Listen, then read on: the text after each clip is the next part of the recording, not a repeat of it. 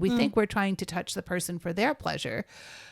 But really, if we were focusing on our pleasure while touching them, their body would respond far more fluently if they feel our enjoyment in touching them, rather than we're doing 2 or doing 4. How about we're doing something that feels amazing to our fingers, which then relaxes our body, and our touch feels more organic, and it's desire driven instead of formula driven. What a beautiful distinction.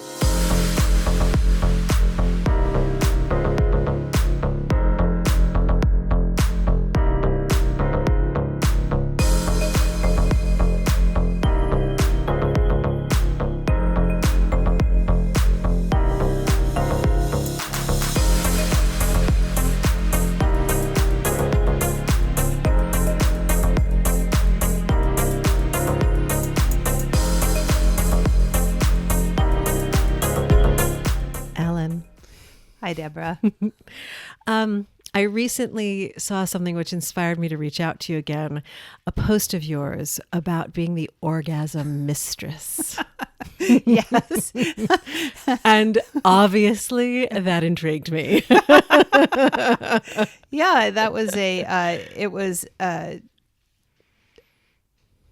a surprising turn of events that somebody should suggest that I adopt that as moniker, because I think of myself a little more in a therapeutic vein.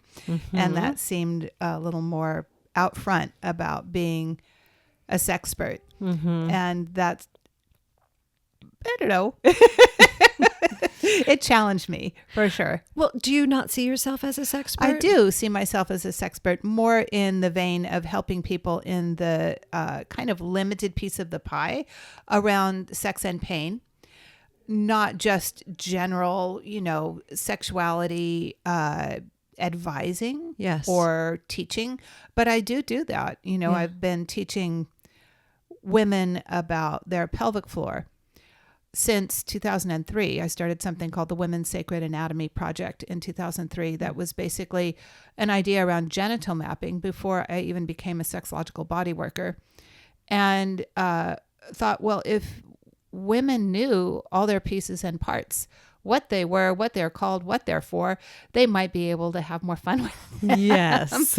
Yeah. I'm so glad you're on a crusade about that. That's something that is very important to me, and I'm incredibly passionate about to know, first of all, look at yourself. Yes. Number one, because I'm still amazed at how many women have not seen their vulvas. It's so important. And it's important not just from the point of view of the basic information of having a look, but you might want to take a before look before you have a baby. So when things change, or if things change, you know what's changed. And you can actually talk about it.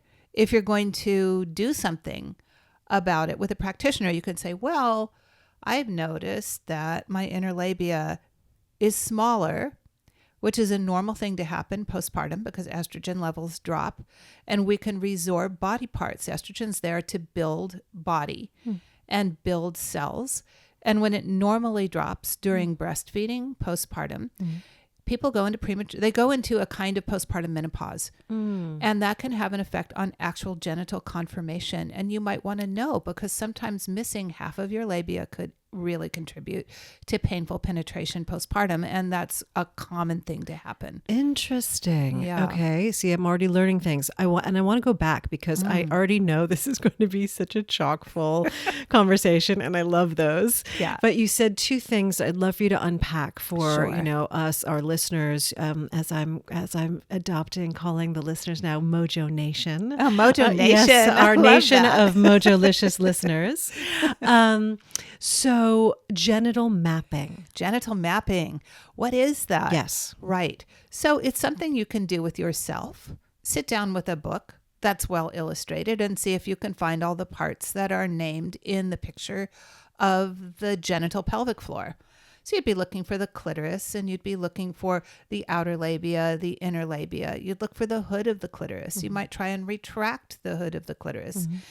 Because, to be honest, this is a shocker. People don't believe this when I tell them, but I didn't know I could retract the hood of my clitoris until I was over 40. Really? Really? Yeah. Well, Really. honestly, I'm not shocked because, again, the amount of women I speak to who are definitely over 40 who have not ever looked at themselves. So the fact that they even would have a concept that there's a hood to a clitoris, let alone that there's the, where the clitoris is. Right. We start with the clitoris, right? Yeah. And then, there's a hood. I have an accessory to my clitoris. Accessories included. Yes. Oh my God, I love that. It's a cape. Yes. Sometimes maybe it'll become a scarf. I don't know. Yeah, right. Oh my God, this is already so good. Okay, so mapping of the genitals, simply so that you know what is where. What is where. And you can go, this is this part and this is that part. Right. And you get a picture of what things look like.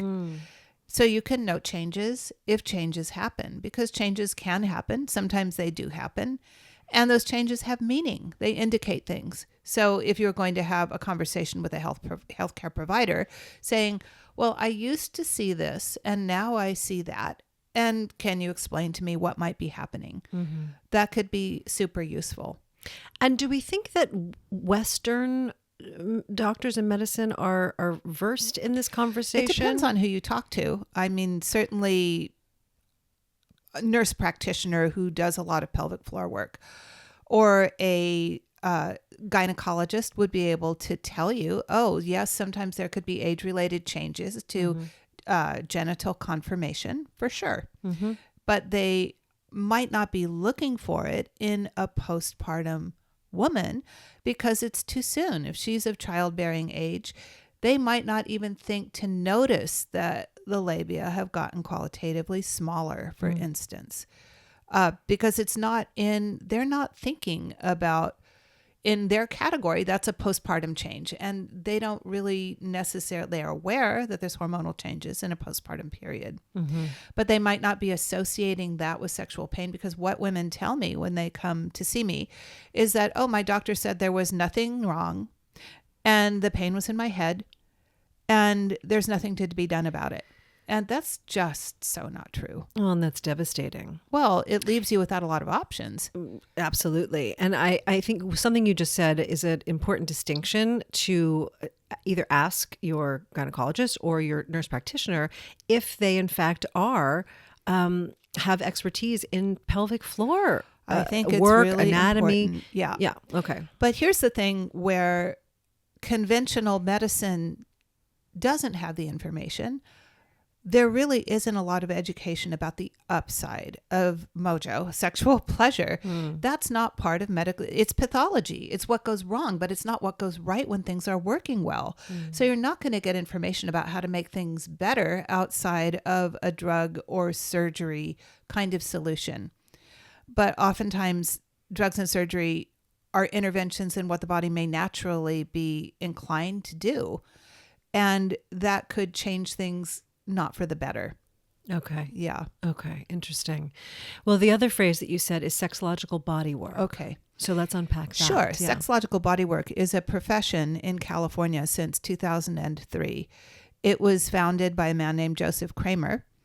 And it was, he started thinking about hands-on sexological work. That means hands-on genitals for purposes of education during the AIDS crisis, because people were having a lot of unsafe sex and were in desperate need of education about ways to have fun and not get sick.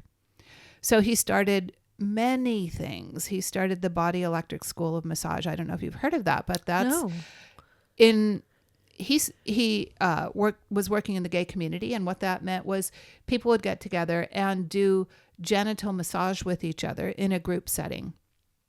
And it might look like a circle of tables, and you'd work for 5 minutes with one person.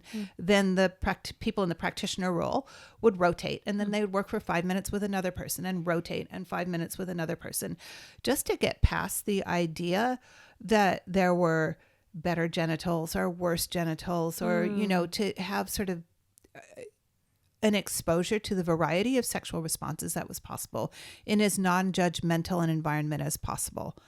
So that grew into a training, a certificate-based training that was recognized by the California state government and approved because they thought that sex education within the gay community and then in general, you might need to show someone how to put on a condom. You might need to explain, how certain lubrications would dissolve a condom. Oil-based lubes would dissolve latex, for instance. And you might need to show people. And sometimes it's helpful to show them on their body. So it was a step away from what was strictly illegal. You could not touch genitals. If you had a massage license, you'd have your license taken away, right? Sure. If not be prosecuted for touching genitals. Right. So this labeled was, as like prostitution exactly. or something. Yeah. So this was a state-sanctioned understanding that hands-on sex education could be really valuable. So hands-on sex education might include, there's 17 different ways to stroke the that too. Frenula. No, just stroke the frenulum where it's a piece of tissue that goes where the foreskin would have attached in a circumcised penis, or if the foreskin is intact, that's where it does attach. There's ways to stroke that are intensely pleasurable, but sometimes you have to show somebody what that looks like. So the rules for sexological bodywork are that the practitioner's clothes stay on. The relationship is only in the room, and it's one-way touch. So the practitioner is always only touching the client. The client doesn't touch the practitioner. They could admire them or say what they want about admiring them, but that's really not the point of the session. The point of the session is to invite the client to stay in their own experience and articulate what's happening for them in a kind of a mindfulness-based way. Yes. So paying attention to breath, paying attention to movement, paying attention to when you get distracted and start to go out of body. Those are the ways that sexological body workers, that's what we're trained to notice, is the moment somebody starts to check out, and then gently draw their attention back, because we don't even know where little pockets of shame are hanging out in our systems, and they come up at all kinds of places in an arousal trajectory. So the idea with sexological body work is to see somebody through a complete arousal trajectory and notice what happens and reflect it back. And so this is obviously deeply connected to somatic. Oh, yes. Body, right? Because it's profoundly somatic. When you just said, hey, we don't know where shame might be hanging out in our body. So say a little bit about, somatic work in general, so we can link those two. Sure. So I have a Ph.D. in somatic psychology and sexology. It's like sort of a unique combined gift. Different couple of disciplines. Yes. And somatics is hard to define, but the best person who talked about somatics, the guy who created the word, was a man named Thomas Hanna. And his work was about linking up our mental mapping, our mental real estate, where our maps of ourselves exist in our brain, with body parts. His thesis was that body parts go dark. They go dark because of pain. They go dark because of shame. They go dark because of discomfort at any level. We basically start to turn off our connection to the representation of that place in our brain. And once that goes dark, we're numb. Interesting. I've never heard it phrased that way, of parts, that go dark, which makes total sense. Certainly because, with all of the trauma that, people have gone through, and sexual abuse and rape and all of these pieces, that no wonder there's the disconnect, particularly, from our genitals. And no wonder there's so much pain that can be held in the lining of our vagina and our vaginal walls and our cervix. Absolutely. Our bodies are systematically traumatized by the culture. I would say it's an unholy marriage of Puritanism and patriarchy. And that has deep effects on the way we're taught about ourselves, the way we regard ourselves, internalized judgments that people have about different, the exquisite variety of difference in different people's genital conformation. And so yeah, there's a lot of repair and a lot of awareness and a lot of education that can help us step out of the, oh, well, I just don't think about that part of myself part. Yeah. And so going back to the sexological bodywork part where you're helping somebody to actually go through, how did you phrase it? Their own pleasure? Their own arousal trajectory. Arousal trajectory. Right. Exactly. So in order to do that, we have to get very educated in phases and stages of arousal for people with penises, for people with vulvas, for people who are undergoing transformation or genital conformation processes, because those definitely reorganize genital tissue radically. And for somebody who had a penis that is now a vulva, there are actually pieces of erectile tissue within the vulvar tissue that you can find and start to excite manually. I've had that experience.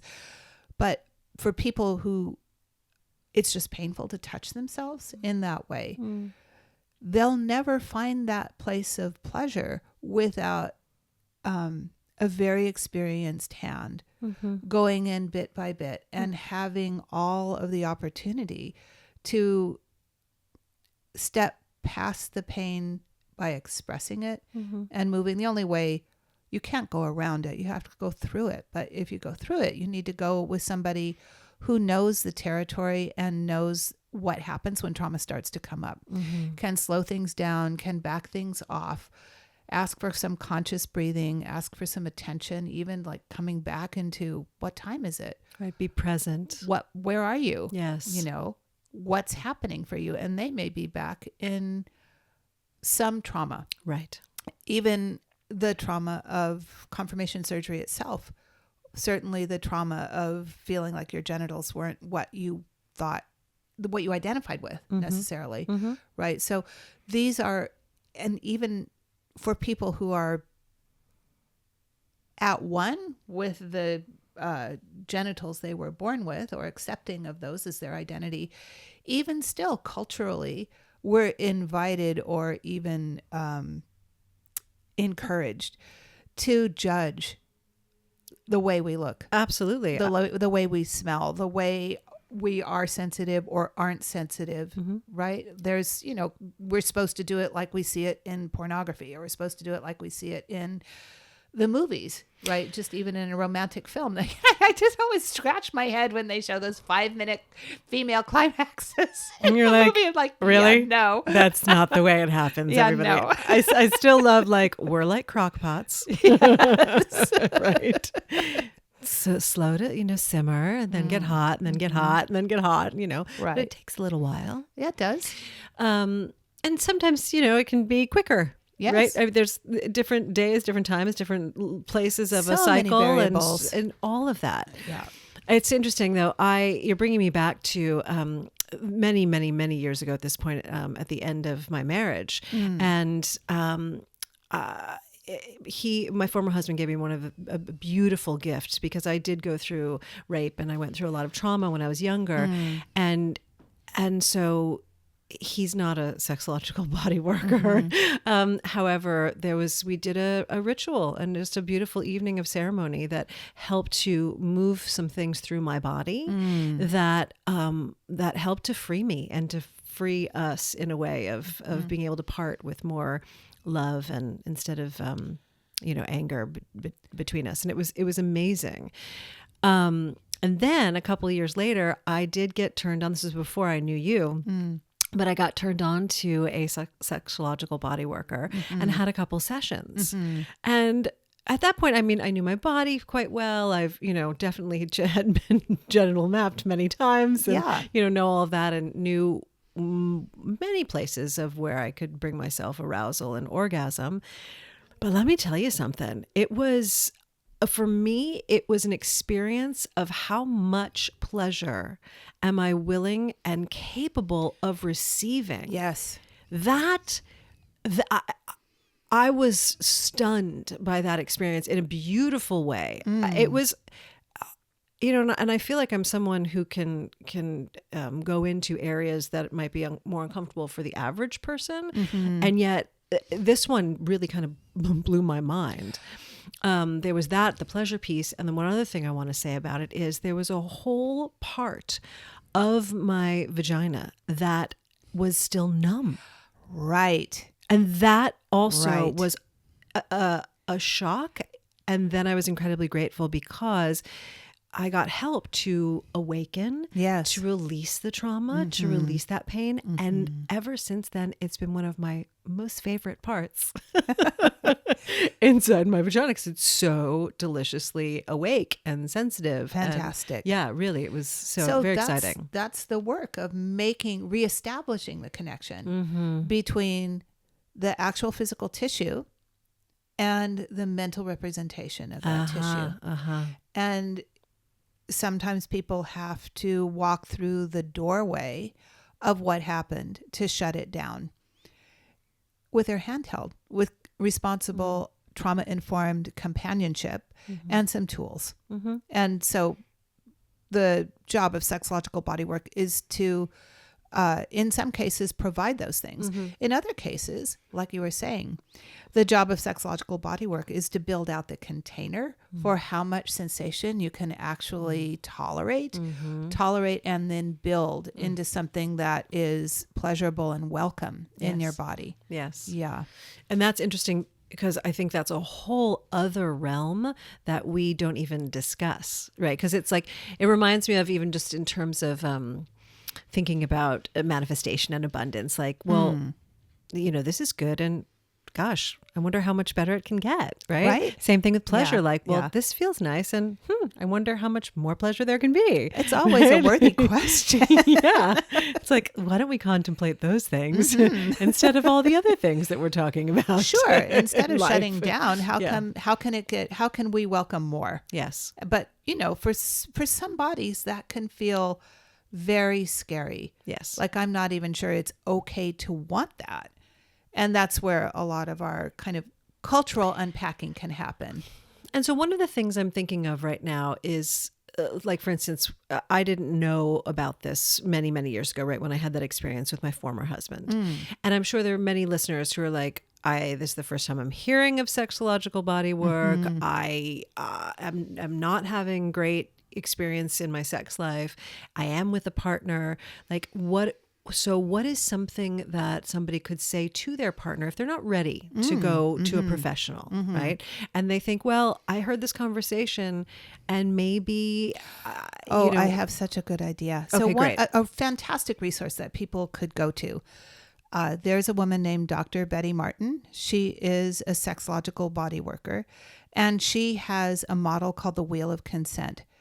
And the two questions in the Wheel of Consent are, how would you like to touch me for 3 minutes?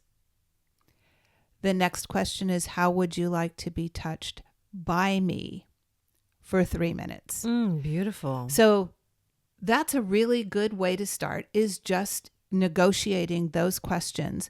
But the underlying object here is, who is doing the touching and who's it for? Because how would you like to touch me? Are you touching me for my pleasure, or are you touching me for your pleasure? Already we've opened a giant can of, I don't want to say worms, but a can of confusion, because we often don't have that figured out in our mind. We think we're trying to touch the person for their pleasure. But really, if we were focusing on our pleasure while touching them, their body would respond far more fluently if they feel our enjoyment in touching them, rather than we're doing to or doing for. How about we're doing something that feels amazing to our fingers, which then relaxes our body, and our touch feels more organic, and it's desire driven instead of formula driven. What a beautiful distinction. Really. Really important. So that is, that's a whole conversation that could be had with no genital contact at all, just speaking. But another thing I think is really valuable is something I call the post-game show. Okay. And the post-game show takes a lot of courage to do this, especially in a newer relationship, and often in a long-term relationship, where you just break it down and say, wow, there was this moment when ... and I felt ... I love this. Right? And I didn't realize, but I think I've been doing the post game show for quite a while. It's one of my favorite parts. Sure.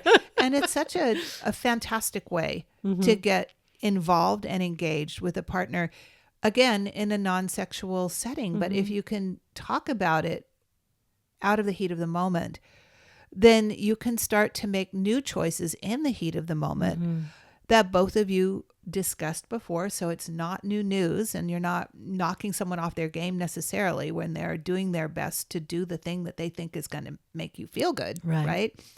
You say, and then offering adjustments, but offering adjustments has to be preceded by the expectation that you're going to offer an adjustment. And that's preceded by the post-game show. There was this moment when you were lifted the hood of my clitoris when I was ready, and it felt so amazing. And all of that sensation came in because I was ready. But if it happened before I was ready, it could be too much sensation or even be painful. It's almost like the arousal has to meet the level of contact. Right. Certainly for some people. Yeah. Yeah.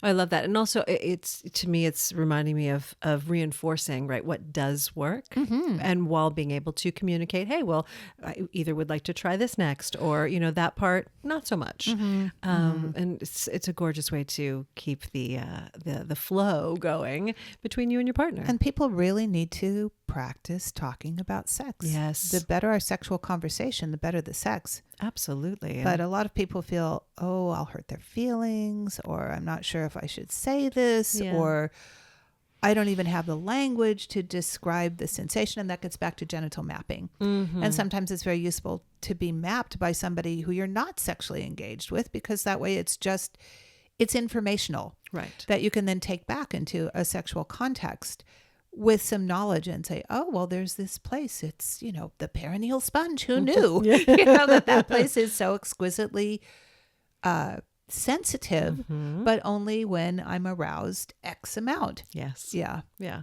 And I love all of this. And what I'm thinking is that you also have a distinction I've read, actually, that between orgasm and climax. Yes. So this distinction was borrowed from Nicole Desdon, who was the founder of One Taste and orgasmic meditation, as an idea, which I thought was such a wonderful concept.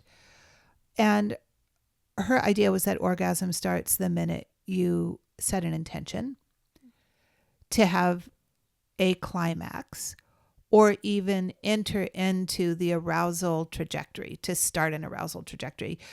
And whether you actually get to the climax, the part that is almost a reflexive response, at which point the body kind of tips over into automatic contractions of pelvic floor muscles and forcing blood that's been accumulating in an arousal way, in an engorgement way, out of erectile tissue and back into normal circulation. That's the purpose of it. The biological function of an orgasm is to take sequestered blood and return it to the rest of your systemic circulation.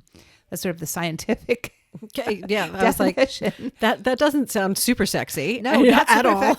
But engorgement is super sexy. Yes. But we couldn't walk around engorged 24/7. It gets painful. That would be uncomfortable. Right. Yes. Exactly. So the blood has to move, and the purpose of the orgasm is to move the blood. But everything leading up to the orgasm is super sexy. And I should say the climax. The climax is the reflexive, it's the reflex that shoots the blood back into systemic circulation.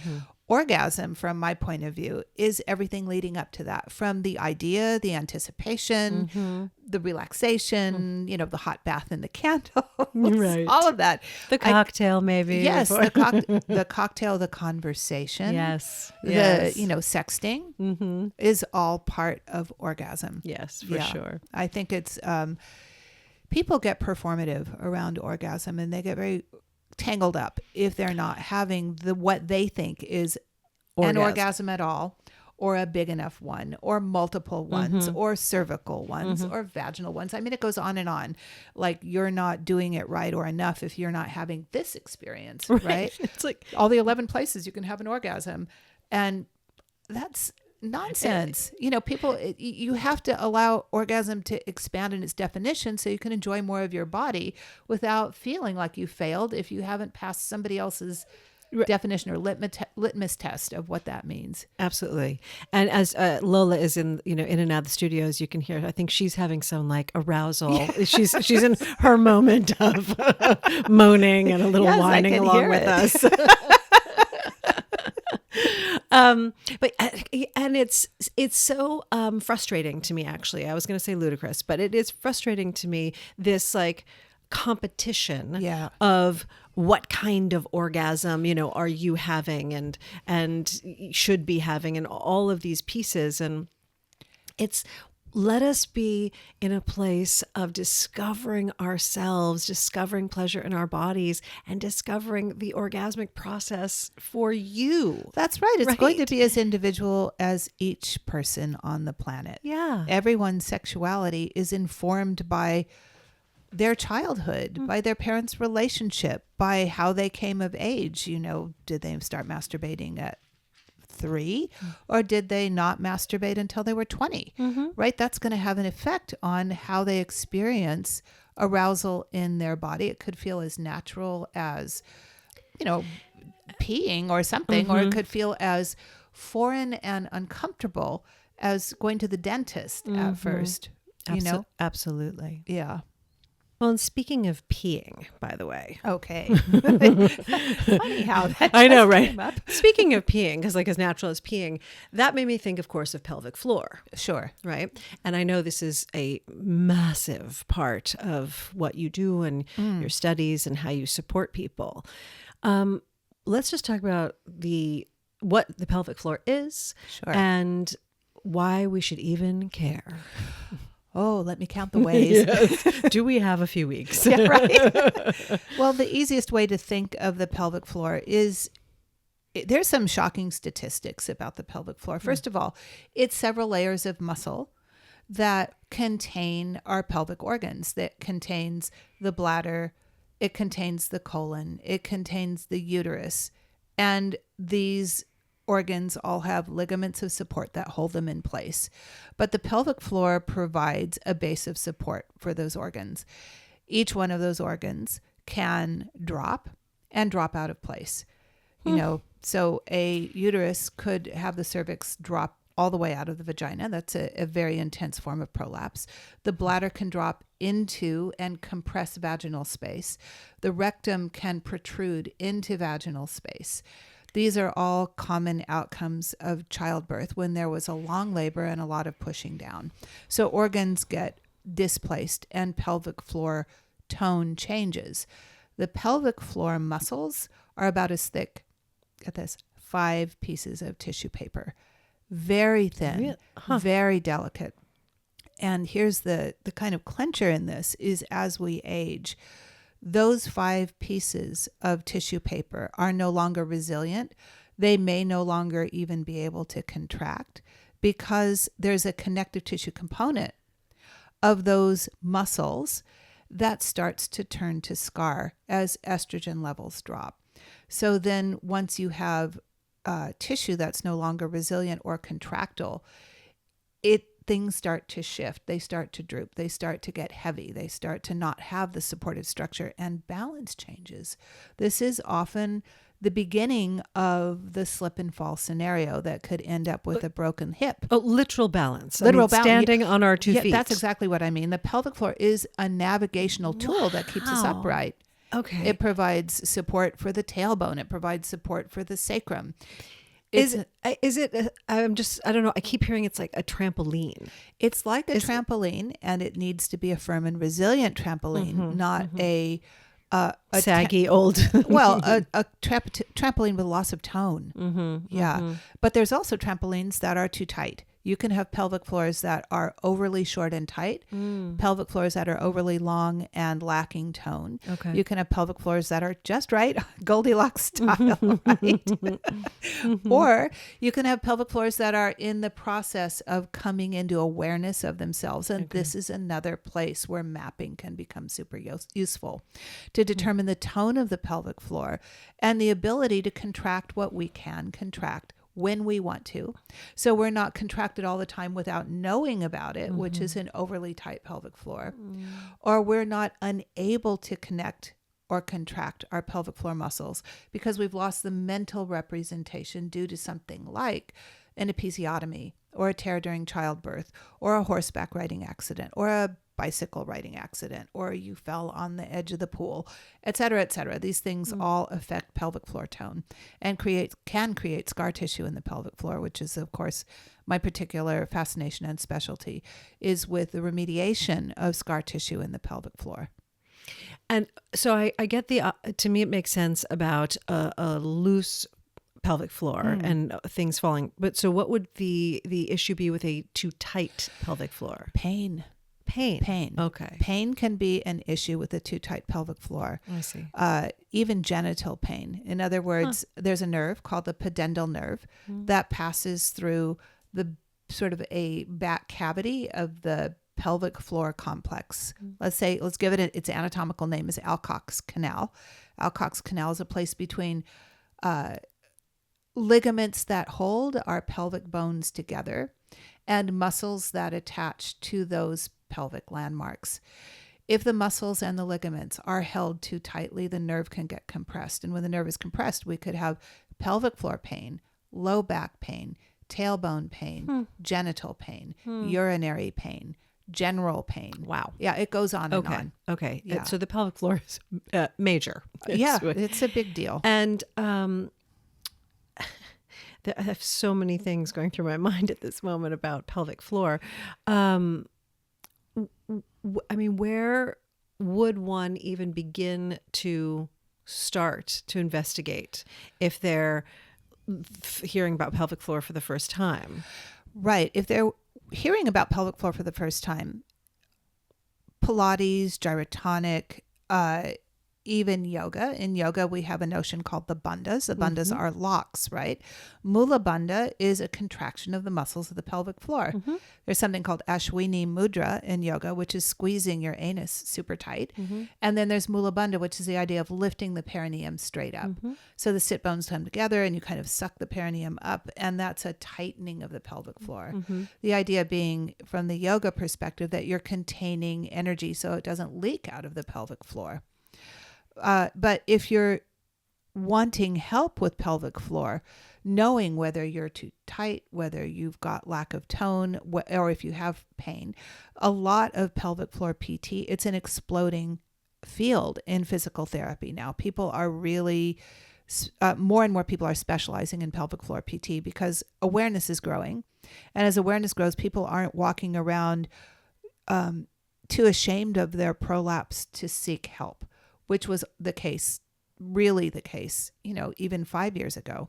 Yeah. Yeah. People are waking up and saying, oh, there's something I can do about this. I don't have to live with this necessarily. Well, and thanks to the work that you do and then conversations like this, there's less shame around it. There's more awareness around it. And just the information. Dialogue. Yes. Right. The dialogue and the basic, hey, this is a thing. Yes. Yeah.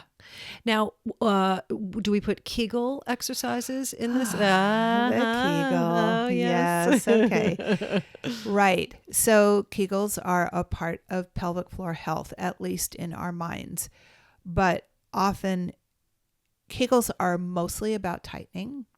Rarely are they about equal opportunity tightening and loosening. Now, if you've got a prolapse or suspect you have a prolapse, meaning you have a sense of pressure in your pelvic floor without doing anything. Let's say you get up, have your cup of coffee, have your cup of tea, urinate in the morning, and suddenly you feel pressure in your pelvic floor. Bearing down is not necessarily the right thing to do. Outside of feeling pressure in your pelvic floor, a Kegel going up must be met with the elevator of the Kegel going down. And oftentimes that part is left out of the instruction. So what people do is over tighten. And what I wanted to say earlier, but got carried away saying something else, was that an overly tight pelvic floor is really associated with urinary incontinence. And 40% of women over 40 have urinary incontinence. Let's talk about shame and not wanting to talk about a sexual problem. Yeah. Right? It's something that is so common It could be stress urinary incontinence, meaning you get it when you run or when you cough or when you sneeze. So there's a stress, and that stress causes a few drops to come out. But then And this is from a too tight pelvic floor. it is often as a result of tight muscles in the pelvic floor. Interesting. Yeah, I know Okay. we wouldn't think about it. No, I would have thought it the opposite. Right. Right. So sometimes too much tension can put pressure on the urethra itself, and then the urethra doesn't open and close properly on cue. I see. Okay. And so this is great because the Kegel, in terms of talking about only the squeezing in terms of the up, we need to have the elevator also go down. Not Yes. just to ground floor, but to the sub-basement. Like literally we need to breathe in, and instead of having a concave pelvic floor where everything's pulling up toward the spine, a convex pelvic floor. I feel that. I can actually feel that as I'm sitting here. So you actually, it's like if you were sitting on a rolled up yoga mat and you had the yoga mat sitting on it, so you could feel a sit bone, and your sit bone's in contact with the rolled up mat, and you could feel the dome of the roll of the mat into the pelvic floor. Yes. You'd want to be breathing in a way so you have more contact with the dome of the rolled up mat, sitting on it like you're kneeling, right? And you've got the rolled up roll between your knees. And so you're actually pressing your pelvic floor into that yoga mat and feeling more contact as you inhale. That's sort of the sub-basement level of breathing, rather than just getting to ground level, which is sort of a neutral pelvic floor. Okay. You actually have to go below neutral a little bit to expand. And my personal experience is that through expansion exercises with the pelvic floor, it actually drove far more engorgement, far more lubrication, and far more arousal in my own sexuality. Yeah, because I'm thinking of now, is this, would you experience more of this like when you are having a squirting orgasm? Because that kind of like relaxation. You must be able to relax in order to have a squirting orgasm. Because if you can't relax, Right. it becomes an ejaculation instead of an ejaculation. You have to relax not just pelvic floor muscles, but actually the tiny sphincters, Yes. the urethral sphincter, and then the paraurethral duct sphincters on either side of the urethra to allow the ejaculate to emerge. And sometimes it's a pushing motion to actually get the ejaculate to come out. Right. Yeah. And is that, so that would be more of like the sub-basement use of the pelvic floor. Precisely. I totally got this now. Oh, wow. Excellent. I'm so excited because, more understanding of the mapping. Yeah. So we can even do it with words, just talking about it. We're mapping. Yeah. Yes. Yeah. Oh my gosh. This is so good. So what are your thoughts then on the use of jade egg or any of the sort of vaginal insert? Sure. They're not really necessarily toys, but they're, Well, weighted balls Sure. or, weighted toys, if you will. Well, No. yes, there are weighted toys, and there's also inflatable therapeutic devices. So weighted toys, jade egg, Benoit balls, etc. Those are great for building tone in the pelvic floor. Then there are there's something called an epino. Epino meaning no need for episiotomy because your perineum is flexible enough to allow the passage of a baby when you're giving birth. An epino is sort of like an inflatable, it's sort of a hot dog shape. It's something that you insert, and it has a little hand pump and a little bit of pressure gauge. So you can see how much pressure and what size the inflatable sausage is getting intravaginally. And it's something that you use prior to birth. Unfortunately, the FDA has not approved it for use in this country.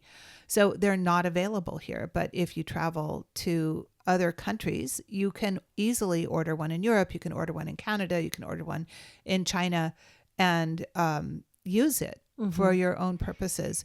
But they're super effective at preparing for birth.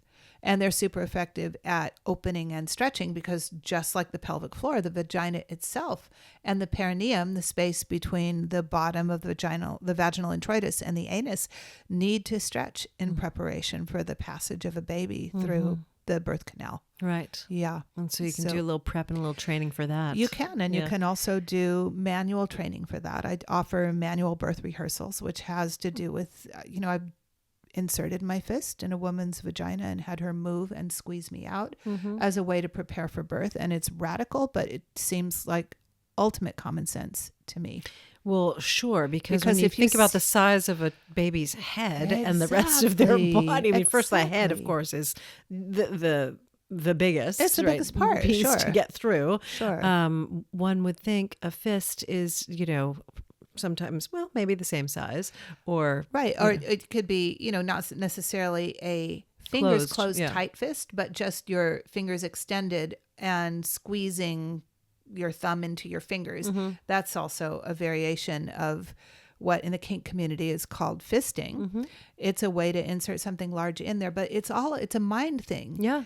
Once you realize as a birthing person that something that big went in and you squeezed it out, then you could realize that, oh, I've got this. I actually know how to do this, instead of like, how the heck is panic. this going to happen? That's so beautiful. I've never had children and I've never wanted to have children. So to hear this application of, fist and vagina makes so much sense to me, because the only other application that I've really considered and thought about and been privy to just, in communities is, as you're saying, in the kink community, or Right. certainly just people who like that. Sure. And it can they're- feel incredibly delicious.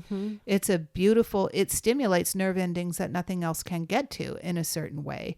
There's certain, we hear about the U spot and the H spot and the I spot, the whole alphabet. A, B, C, D, E, and F spots, people. That's right. They're all mapped in there somewhere. But a fist can kind of get to all of them. Right. So, it has double application, an application for extreme exploration of sensation and pleasure, or as an empowerment to understand how strong your vaginal walls and your muscles can be, and how much agency we actually have over igniting them. Knowing that before we enter labor is super helpful. Okay. Interesting. Well, so we're speaking, of course, so much about bodies that have vaginas right now. Yeah. The one thing you mentioned before we started the episode today, before we were recording, was, bodies with penises and their pelvic floors. Sure. And I said to Ellen, it didn't even dawn on me that bodies with penises have pelvic floors too. Right. And right, which sounds hilarious to me that it didn't really dawn on me about that. But speak to some of the application of the importance, again, for pleasure and practical for male or men bodies with penises. Sure. I work with people with penises almost in equal numbers to people with vulvas. And often it's about relieving pelvic floor tension. And so sometimes, yes, I will work from an intra-anal approach to relieve tension on muscles, because just like the pelvis of a person with a vulva, pelvises with people with penises can create sexual pain by the same compression of the pudendal nerve, which talks to the penis specifically. There are other things that can contribute to pain. I've had people, I had a man come to me with pain on ejaculation, and it was related to a hernia repair he'd had for an umbilical hernia that actually became a scar that traveled down his midline that was connected to the suspensory ligament for the penis, and it wasn't letting go enough to allow ejaculation not to be painful. Oh, wow. Yeah. So that was work in the midline, work with the hernia repair, and work with the pelvic floor muscles. And he needed to drop some weight and change his center of gravity so his abdominal muscles could relax more, so there wasn't pressure on that hernia repair that was building part of what was building scar tissue. It blows my mind how unbelievably intricate and brilliant our bodies are when you're speaking about all these pieces. Yes, and how one thing, in the midline and helping to the abdomen to release. And who would ever really think that has to do with your comfort while ejaculating? Right. And so I'm my mind is being blown at the moment, which is so exciting because I always love having my mind blown because the turned on mind is a good thing. And I'm just thinking, everybody out there in Mojo Nation right now, like if there are things that are you're thinking there's something wrong with you, or that you aren't able to experience pleasure. It's like there's nothing, quote, wrong with you.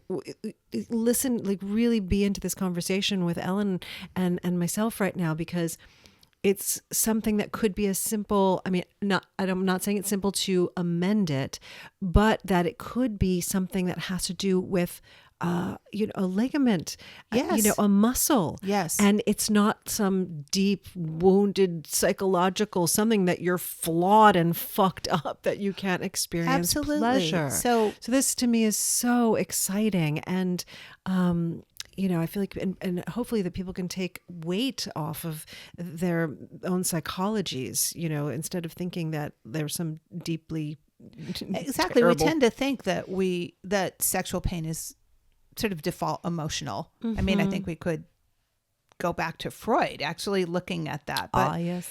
But I would suggest that there's at least 4 causes of sexual pain.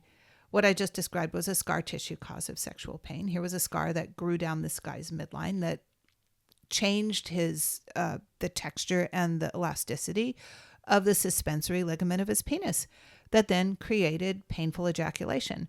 So that's scar tissue. Scar tissue can also create pain for people with vulvas with an episiotomy, or with a tear and a repair of it during childbirth, or with a fall, or with so many ways that we can injure ourselves. There's also biomechanics. Biomechanics meaning if you're grossly inflexible or holding a lot of tension in your anal sphincter, that can also affect erectile function for people with penises and for people with vulvas. We have to look at all the orifices and how they're relating. And they need to be just like the pelvic floor, not too loose, not too tight, just right, and self-aware, meaning that you need to be able to feel them. And I strongly recommend that people map their own anus. This is sort of a wild idea, but try it in the shower, because if you can't get your pinky in there because it's that tight. Your ass is a little too tight, my friends, at that point. Exactly. Yeah. Exactly. It's funny. At my live events, I actually will go through this whole piece about relaxing your ass. Yes. Because in our modern day society, with all the stress and all the things that everybody's involved in, like we run around or sit. Yes. Sit and run around with our asses clenched up all the time. Exactly. And there is like no mojo flow. Like, your life force is so tangled up. That's right. If you cannot relax your ass. So I'm so glad you brought this up. Well, it's super important. Yeah. It's super important. So I would consider that a biomechanical kind of tension. Okay. Then there is biochemical tension. Like say a woman is going through menopause and her estrogen levels are dropping. Hello. And her vaginal walls are thinning. That is strictly biochemistry, and that could be remediated through hormone replacement therapy or other kinds of lifestyle changes, and sometimes other chemical interventions. Like somebody was telling me recently about DHEA suppositories and how beneficial that had been for her, increasing her libido, her sensitivity, loss of pain, better engorgement, better lubrication. Sure. Since menopause. And that's an over-the-counter intervention that people could make for themselves. Absolutely. We had a Who knew? great conversation on the podcast with Bonnie Gale, who has the Sex Butter product. And I love it and I use it. And, she created that because of menopause that she was going through. And it's a game changer. Makes such a over the difference. counter. So there we have it. Yeah. Those are biochemical interventions to improve sexual experience.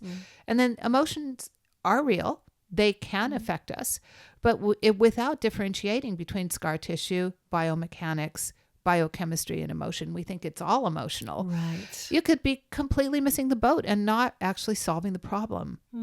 So I tend to look through 4 lenses when I'm working with people to get to at least the right question. And once we have the right question, then we can come up with the right answer. That's the idea. I love that. Yeah. And so, for someone who's listening right now and they are, up for, okay, I do want to experience more pleasure, right? And they're going, okay, I'm hearing this conversation. now there's a window that's opening here for me to do that. What would even just be one step like they could do right now? Self-mapping. That's at the top of my list. Okay. I'm sort of obsessed with it at the moment because I feel that mapping is the way we gain agency and a sense of comfort. But a lot of people would no more pull out a mirror and have a look at their genitals than fly to the moon. They're just not up for it. Yeah. And sometimes they will do it. I've had people map themselves in my presence in my office, and I don't look at them. I'm just in the room and I'm there for support and I'm there for conversation. I'm there to answer any questions if a question arises. But sometimes it takes that for somebody to overcome their resistance or their shame or their fear around even having a look. Yeah. So that would be my suggestion. I love that, which brought me back to thinking about you being the orgasm mistress. Yes. In the best way, because there's this clinical aspect, but there's also, I feel like this permission slip Yes. that you are giving people. It's like a Yes. permission slip for pleasure. I love that. I love that. That's fantastic. Yes. Permission slip for pleasure, because we think we live in a sexually open culture. We do? Because most people... there's a lot of sex available Yes. online Absolutely. to look at. There's a lot of articles, blog posts, books. I mean, we're inundated with information should we choose to partake of it. But making it personal, that's a different process. That distinction's so gorgeous. Because also I'm thinking this information, it's been really in the last decade. I think that we've been inundated. An explosion. Because prior to that, also we were saying right before we hit record today, that this podcast is something a conversation I've been having for many, many years. And Yes. it originally started almost 11, 12 years ago with a blog called The Pussy Power Posse. Oh, yes. Right? But I remember that. But that was, again, just 11, 12 years ago. And people couldn't quite hang with even the name back then. I know. I So- started something called Revive Sexual Pleasure Postpartum, or Restore Sexual RSVP. Restore Sexual Pleasure Postpartum. The idea of connecting sexuality with childbirth, even though, how do you miss that? Yeah, because by the way, you all had sex to be able to make the baby. Well, or not if there was in vitro, for instance. This is true. There not everybody does the PNV thing for conception for There's various more, reasons. Yes. But connecting sexuality to postpartum period was so taboo. Nobody wanted to have that conversation. Nobody was like, mothers can't be sexy. Oh, I have a massive racket and rant about that, which I'm not going to go off on. I just need to state that for the record, because again, I see so many women, of course, who come to me over all the years where it's like they've been the mom or are the mom, and they have no clue on how to connect back to, their mojo, their life force, let alone sexy. Like where's my sexy? Yeah. And that it's frustrating to me, because why have we demonized that? Well, I think it's unconscious. I mean, I think one of the reasons it's been a thing is incest taboo. Now, this is very weird, but once you're a family and once you stop identifying as we're a couple and we want to have sex because it's really fun, to we're having baby making sex, that's less sexy than fun sex often. Right. And then, now we have the baby. She's not feeling it necessarily because she's hormonally shifted to breastfeeding mode or childcare mode. And it takes a while for mojo to return. And it's different for every person. But she's in a different place now. Now she's a mother. And sometimes in her husband's eyes, she's been elevated to untouchable because his mother was untouchable. And we can't think about mothers and sex in the same sentence, ooh, creepy, right? But it's happening at such a deeply unconscious level that there's no opening to even have a conversation because it's too deep. So that's what I mean when I say incest taboo. I see, right? Of course, because it's like, well, you're the mother of your child, right? Is now mother, so that goes, subconsciously to mom instead of this is still my, my wife or my partner, or my lover, and that's a great distinction. Also comes up all the time in my practice, and it's so people are like, well, what do we do? And I'm like, well, go back to how would you like to touch me for 3 minutes? How would you like to be touched by me for 3 minutes? And at least lubricate the conversational wheels here. Yes. To have a more honest conversation about sex instead of the duty sex or the mercy sex or the, less than pleasurable sex that she may be having, which then, especially if there's pain involved, can teach her that she has to anticipate pain. And once that happens, what happens to those pelvic floor muscles? They're not going to open or permit entry sometimes. Yeah, they just shut down. Yeah. Right, because our body knows and we're creating patterns. Yes, that's right. Right, the neurobiology. Exactly. And we're dealing with neurochemistry. Yes. And a new mapping, right, of the way that our body is listening or shutting down and going dark. Yes. Right, as you said before. Exactly. Wow. I could talk to you for hours. However, yes, I think for the moment we're going to call this the climax. Fabulous. And there are 2 signature questions of the podcast. Sure. So of the many things that could tune you, Ellen, personally, into what you consider spirit is, God, universe, what is one thing that will always be a consistent tuning in? As long as I have it, I'd have to say it's breath. Breath is the thing that will tune me in, and I can utilize my breath to connect to myself, connect to something larger, connect to what I would call spirit, which I think is ambient and all around us. Inspiration, expiration. Yes. It's that simple. Yes. Yeah. Oh, beautiful. I love the way you said that. And of the many things that could and do turn you on, what is one thing that will just always consistently be a turn on for you? A brilliant mind. Yeah, always. Yes. Yeah. I understand that one. A brilliant mind and curiosity. Curiosity of yourself or others' curiosity? Both. Yeah, it's where they meet. Yes. Yeah. Where two curiosities meet, that's where the spark lights up. So sexy. It's such a turn on. Absolutely. Ellen, thank you so much for taking the time out of your very full teaching and, working with clients and everything that you do. And I'm so grateful for you to be here on this planet and really admire your dedication to this very specific slice, of work that you do. And it's not only healing the people that you see in person, everybody that they come into contact with. Oh, yeah. So thank you. It's been such a pleasure. And what fun. And I really, I still am going to consider you the Orgasm Mistress. Okay. I'll take it. So thank you for being the Om. I thought of that too, right? The Orgasm Mistress. You bring the Om. You bring the Om home, baby. I bring the Om home. I love that. Well, thank you, Deborah. What a delight. Glad you're here.